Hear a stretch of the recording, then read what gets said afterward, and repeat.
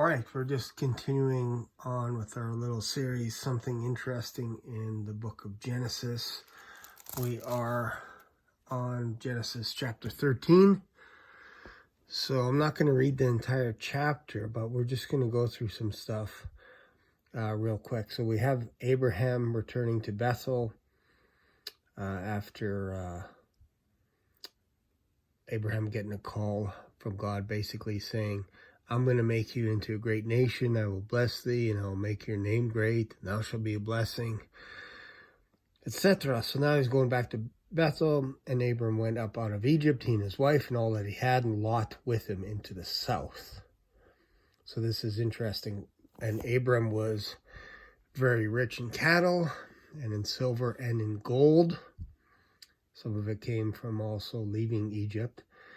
And he went on his journeys from the south, even to Bethel, even on the place where his tent had been at the beginning, between Bethel and Hai, or Ai, unto the place of the altar which he had made there at the first, and there Abram called on the name of the Lord.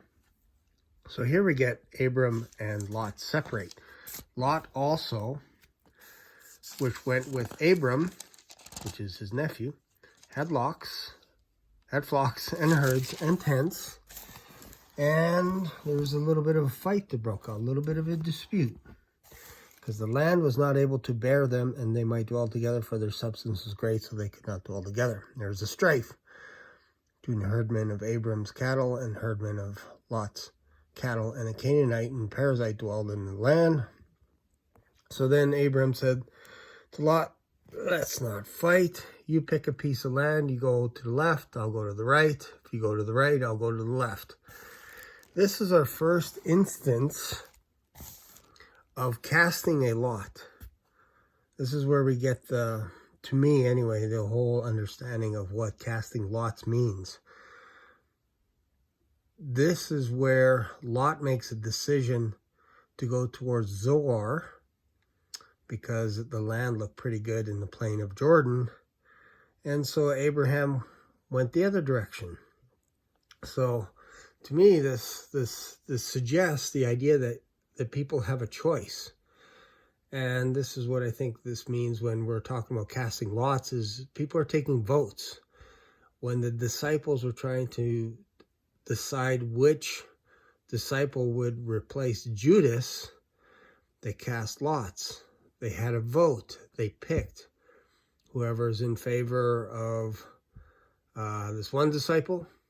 You use your left hand. Whoever's in favor of your right, of the other disciple, then use your right hand. It's just an easy way. It's a simple way of voting.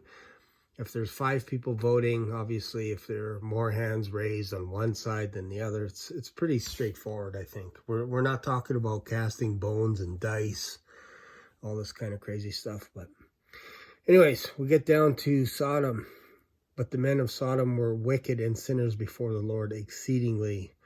And we see this in the New Testament, where Lot was distressed because he was considered righteous at the time.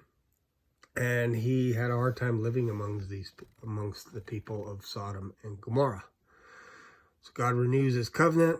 It says basically, if you look everywhere, north, south, east, west, I'm going to give you all this land, as much as the dust of the earth, and as much as you can count the stars. That's basically the number of descendants that you're going to have.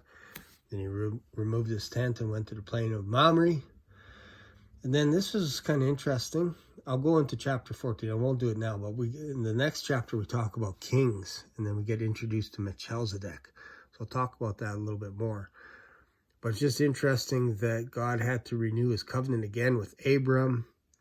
This is all before he was circumcised, which is very important to note, that God made a covenant with Abraham before Abraham was circumcised. It's very cool. Anyways, thanks for watching. Hopefully you got something out of this. And of course, this time frame was just before the Lord destroyed Sodom and Gomorrah, and we're going to be talking about that in a couple of chapters from now. It's going to be interesting. Anyways, hopefully you got something out of this. If you have, feel free to subscribe. Feel free to comment as well. Bye for now.